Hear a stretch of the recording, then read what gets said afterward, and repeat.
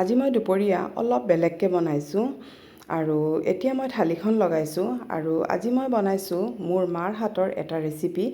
মই ভাবিছিলোঁ মাৰ যেনেকৈ বনালে খাই পেলাই ভাল লাগে বা টেষ্ট লাগে, কিন্তু সেই ভাল হ'ল, কিন্তু মাৰ হাতৰ যিটো টেষ্ট এইটো কিন্তু নাহিলে। আৰু এতিয়া মই থালিখন লগাইছোঁ, এইখন মাছ, মটৰ ঘুগনি, তাৰপিছত এটা চব্জি আৰু চাটনি আৰু অলপ নেমু। আৰু এতিয়া আহকচোন মই আজি মাছটো কেনেকৈ বনালোঁ। আৰু এতিয়া মই প্ৰথমতে লৈছোঁ কমলাৰ বাকলি। মই কমলাৰ বাকলি ভালকৈ ধুই মেলি শুকাই থৈ দিওঁ ফ্ৰিজত থ'লে কেতিয়াও বেয়া নহয়। আৰু এতিয়া মই এইটো অলপ পানীৰে তিয়াই মেলি থৈ দিম 20 মিনিট বা আধা ঘণ্টাৰ কাৰণে। পূৰা খুব সোনকালে ফুলি যায়গৈ।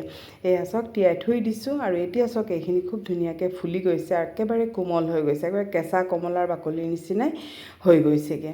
এতিয়া মই এইখিনি পানী পেলাই থৈ দিম। এতিয়া মই চচপেনটো পাতি পেলাই ইয়াত মই অলপ পানী দিছোঁ আৰু মই আজি বনাম মাছৰ আঞ্জা এখন।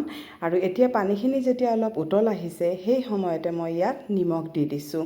আৰু এতিয়া ইয়াত দিছোঁ মই পিঁয়াজ, কাটি লোৱা পিঁয়াজ দিছোঁ আৰু কেঁচা জলকীয়া কেইটামান দিছোঁ। আৰু ইয়াত দিছোঁ মই নহৰুৰ পেষ্ট, বা নহৰু কাটি পেলাই দিব পাৰে। মোৰ ওচৰত পেষ্ট আছিলে কাৰণে দি দিছোঁ। আৰু জলকীয়াৰ পেষ্ট অলপ দিছোঁ আৰু হালধি দিছোঁ।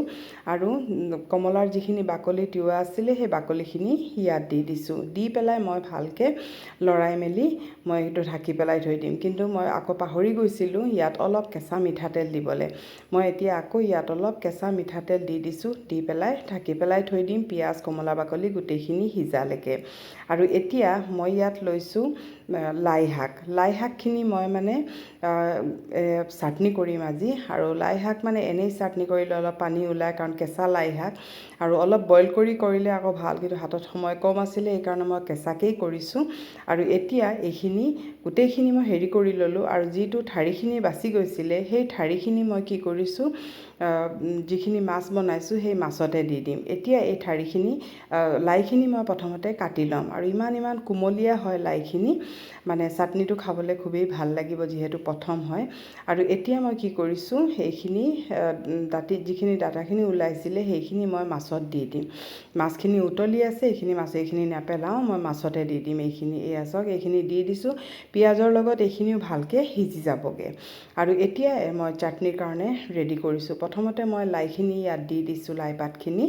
আৰু ইয়াত মই দিম আদা দুটুকুৰা, আৰু দিম মই অলপ বেছিকৈ কেঁচা জলকীয়া, ইমান জ্বলা নহয় এইকেইটা। আৰু ইয়াত দিছোঁ নহৰুৰ পেষ্ট আৰু অলপ নিমখ দিছোঁ। আৰু মই ভুজিয়া দিছোঁ। ভুজিয়া দিলে তেতিয়া চাটনিটো খুবেই ধুনীয়া হয়। আৰু অলপ মই নেমু দিছোঁ টেঙা হ'বৰ কাৰণে। মই নিমখ কিয় কম দিছোঁ, ভুজিয়া দিম সেইকাৰণে মই নিমখটো কম দিছোঁ। এতিয়া চাওক এইখিনি পিচি পেলাই, আৰু দেখিছেনে কালাৰটো কিমানে ধুনীয়া আহিছে। আৰু চাটনিটো কিন্তু খুব টেষ্টি হয়। এই ধৰণে বনালে খুবেই ভাল লাগে খাবলৈ বহুতে। আৰু এনেই যদি একো নিদিয়াহেঁতেন, কিন্তু অকল পানী এৰিলেহেঁতেন, চাটনিটো খুব এটা ধুনীয়া নালাগিলেহেঁতেন।